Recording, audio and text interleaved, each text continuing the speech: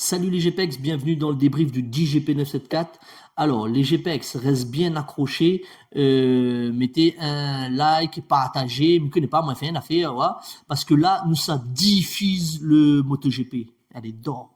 Move to the right, move to the left, move to the right, move to the left, move to the right, move to the left, move to the right, move to the left.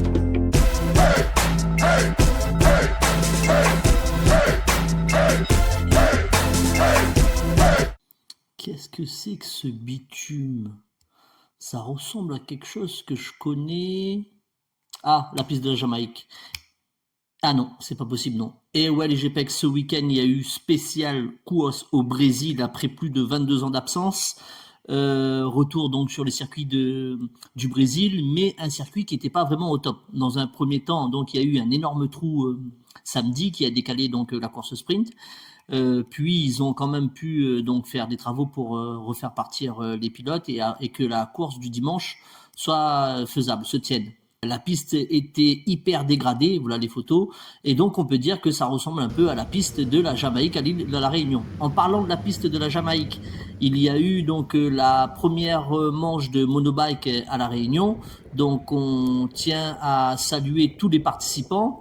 Et on salue tout particulièrement, donc mention spéciale à nos favoris et ceux qui nous soutiennent et qui nous donnent de la force. Donc la team Motoshop, le club Motoshop, qui était uniquement donc participant en la personne de Rudy et toute son équipe. On a aussi la famille Nacio que l'on salue et bien sûr mon petit chouchou Matteo Lambert avec la team Lambert prépa. Lui, c'est qui? Lui, c'est l'homme le plus rapide de l'Est, du Sud, du Nord. Non, c'est pas... Lui, c'est l'homme du moment. Marco Bezzecchi, 72, Team Aprilia officiel, avec donc son partenaire Jorge Martin, qui ne démérite pas et qui revient d'une longue absence après d'énormes chutes et d'énormes blessures. Donc Marco Bezzecchi, c'est qui? C'est l'homme qui à l'heure d'aujourd'hui est le plus rapide, c'est l'homme qui à l'heure d'aujourd'hui fait peur à tout le monde, et c'est surtout l'homme qui à l'heure d'aujourd'hui tient la tête du championnat et qui l'a prise dans les mains de Pedro Acosta. Ce qui s'est passé ce week-end, donc course MotoGP au Brésil, donc excellent départ de Marco Bezzecchi et suivi de Di Giannantonio et troisième position Marc Marquez. Donc tout se passe bien comme ça jusqu'à l'erreur de Di Giannantonio et Marquez en profite pour passer et se paye la deuxième place. Au niveau dans le deuxième tour, on a aussi la chute de Jack Miller. Donc à mon humble avis, Jack Miller, s'il continue comme ça, à part avoir signé un documentaire sur Netflix, je vois pas ce qu'il va pouvoir signer l'année prochaine. Ensuite, on a Acosta sur Marini qui lui prend sa place, sur Martin pardon, qui lui prend la quatrième place. À partir du quatrième tour, on a la chute de Brad Binder. Donc Brad Binder aussi, hein, c'est plus le Brad Binder. Depuis que Pedro Acosta est arrivé, de toute façon, c'est plus le Brad Binder des podiums. Hein. Après la chute de Brad Binder, on a Martin donc qui recroise avec Acosta qui récupère la quatrième place. À partir du sixième tour, on a donc un petit combat entre Di Giannantonio et Marquez.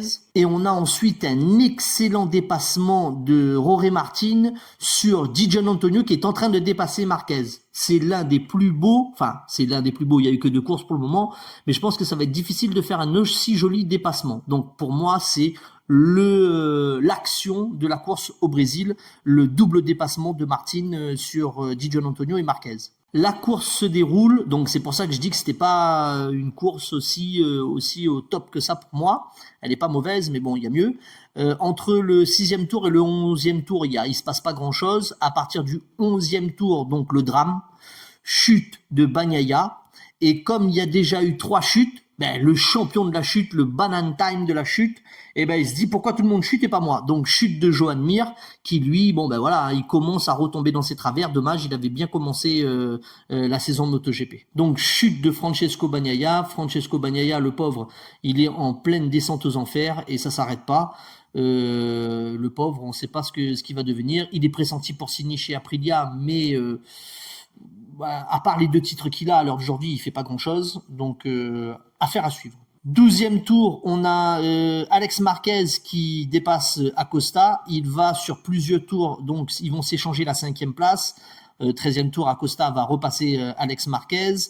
Alex va repasser Acosta pour la 5e place et Ogura va coller Alex Marquez et Pedro Acosta. Au bout du 15e tour, on a Ogura qui réussit à passer donc Acosta pour la 6e place. Donc là, on est au 15e tour sur 23. Puis dans les 5 derniers tours, on a Marquez qui réussit à passer Gigi Antonio. Au 4e dernier tour, Gigi Antonio réussit à repasser Marc Marquez pour la 3e place. Et le podium va se passer avec Marco Bezzecchi qui a déroulé une course parfaite, sans erreur, qui est sorti de la grille et qui a réussi à partir sans être gêné par personne. Suivi donc par Martin en 2e place et Gigi Antonio 3e. Marquez s'arrête juste avant le podium à la 4e place. Voilà pour le débrief de la course de MotoGP au Brésil. Donc fait marquant le double dépassement de Jorge Martin sur Gigi Antonio qui était en train de doubler Marc Marquez. Très très beau, allez le voir, je ne sais pas si ça va tourner sur les réseaux sociaux.